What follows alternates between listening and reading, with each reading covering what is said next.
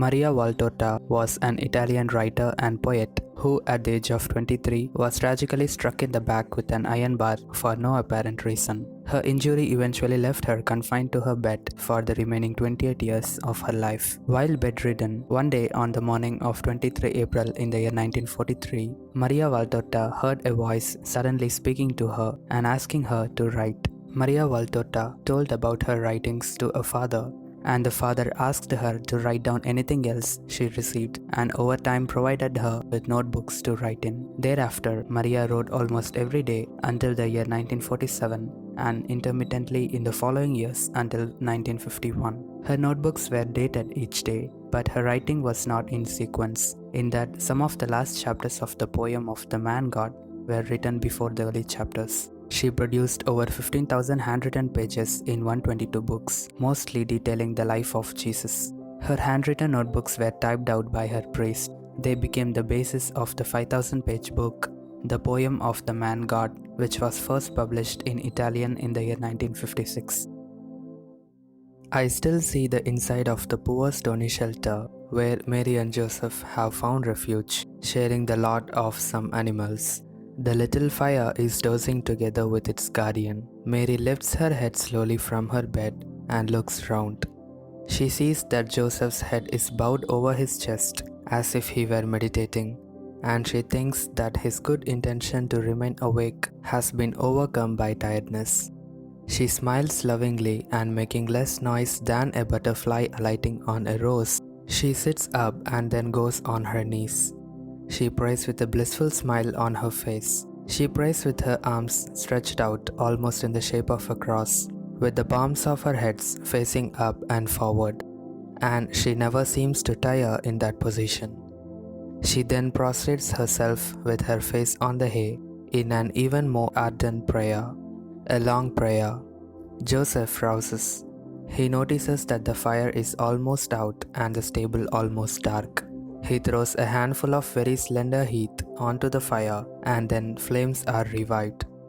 He then adds some thicker twigs and finally some sticks, because the cold is really biting, the cold of a serene winter night that comes into the ruins from everywhere. Poor Joseph must be frozen sitting, as he is near the door, if we can call a door the hole where Joseph's mantle serves as a curtain.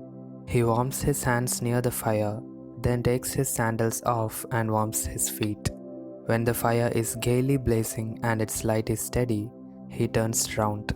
But he does not see anything, not even Mary's white veil that formed a clear line on the dark hay. He gets up and slowly moves towards her pallet. "Are you not sleeping, Mary?" he asks. He asks her 3 times until she turns round and replies, "I am praying." "Is there anything you need?" "No, Joseph." "Try and sleep a little. At least try and rest."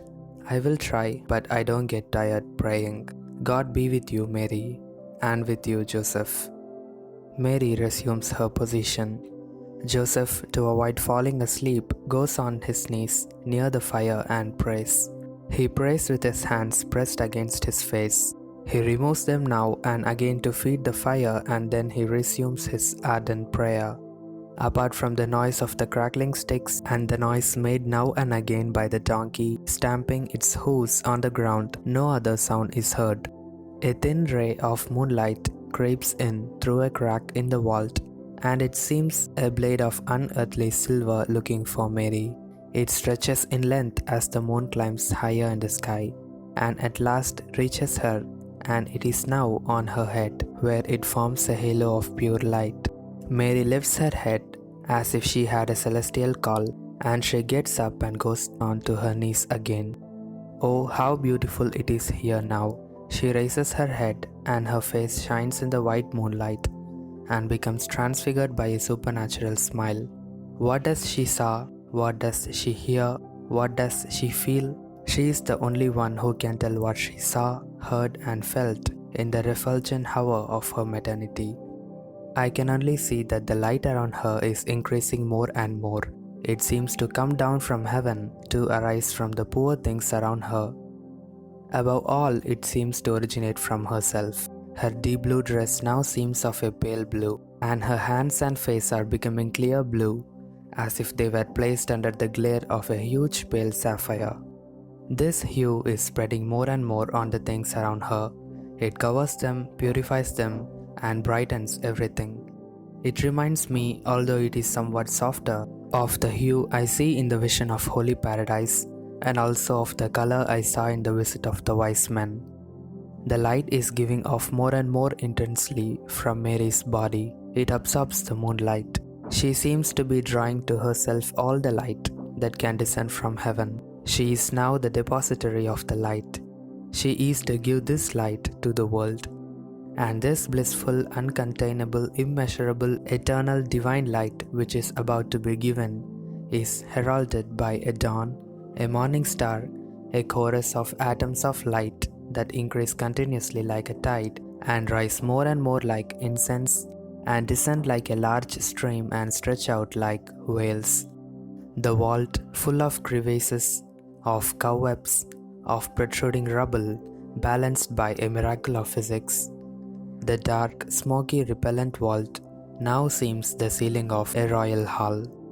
Each boulder is a block of silver, each crack an opal flash, each cobweb a most precious canopy interwoven with silver and diamonds. A huge green lizard hibernating between two stones seems an emerald jewel forgotten there by a queen. And a bunch of hibernating bats is like a precious onyx chandelier. The hay from the upper manger is no longer grass blades. It is pure silver wires quivering in the air with the grace of loose hair. The dark wood of the lower manger is a block of burnished silver. The walls are covered with a brocade in which the white silk disappears under the pearly embroidery of the relief. And the soil, what is the soil now? It is a crystal lit tip by a white light. Its protrusions are like roses thrown in homage of the soil. The holes are precious cups from which perfumes and scents are to arise, and the light increases more and more. It is now unbearable to the eye, and the Virgin disappears in so much light, as if she had been absorbed by an incandescent curtain, and the Mother emerges. Yes, when the light becomes endurable once again to my eyes, I see Mary with the newborn son in her arms.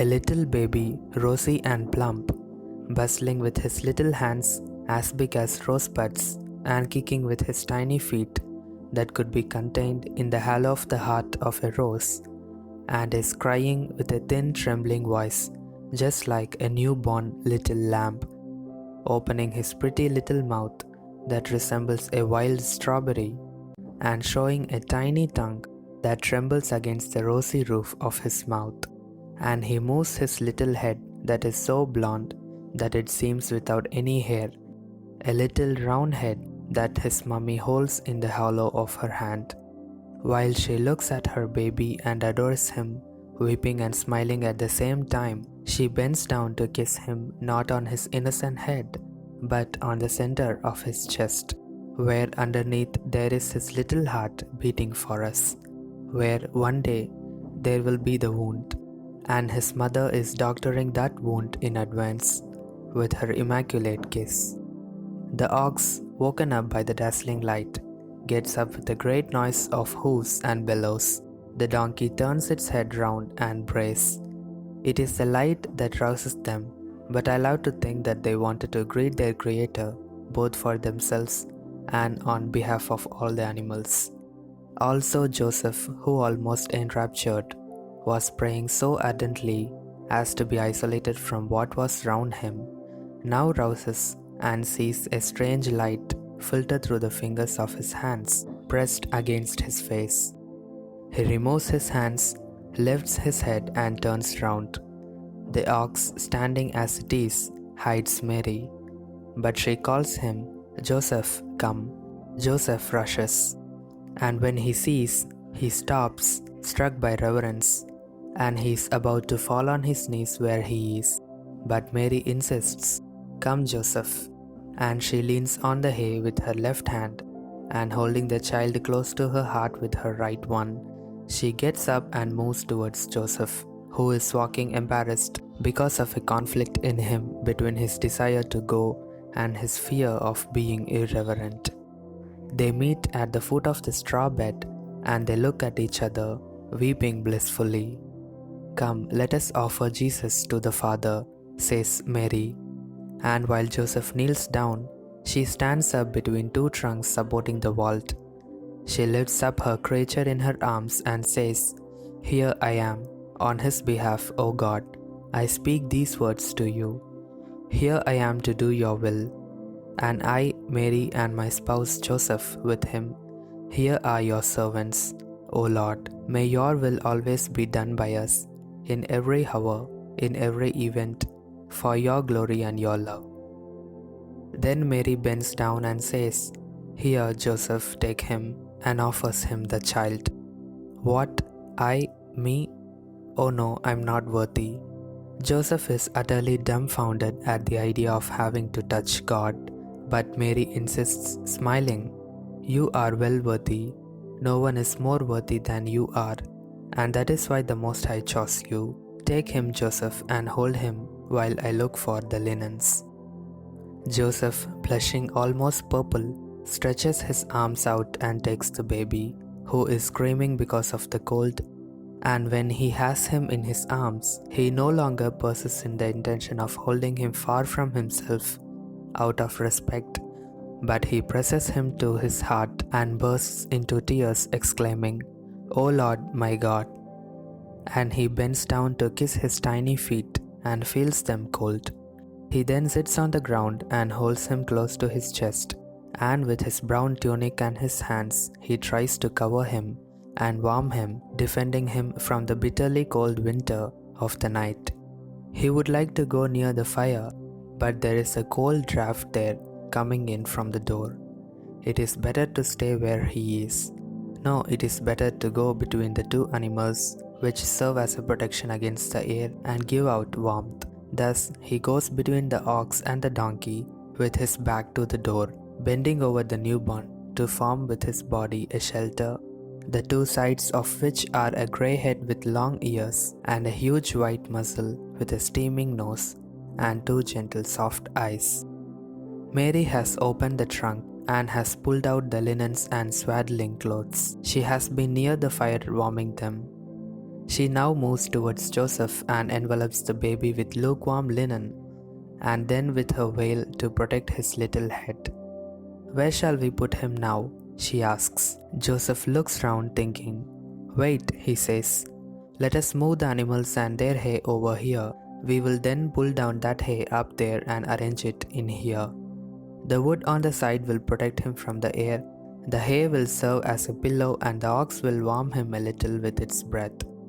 The ox is better than the donkey. It is more patient and quiet." And he bustles about while Mary is lulling the baby, holding him close to her heart and laying her cheek on his tiny head to warm it. Joseph makes up the fire without economy this time to have a good blaze, and he warms the hay, and as it dries up, he keeps it near his chest so that it will not get cold. Then, when he has gathered enough to make a little mattress for the child, he goes to the manger and sorts it out as if it were a cradle. "It is ready," he says. "Now we would need a blanket because the hay stinks and also to cover him." "Take my mantle," says Mary. "You will be cold." "Oh, it does not matter. The blanket is too coarse. The mantle is soft and warm. I am not cold at all.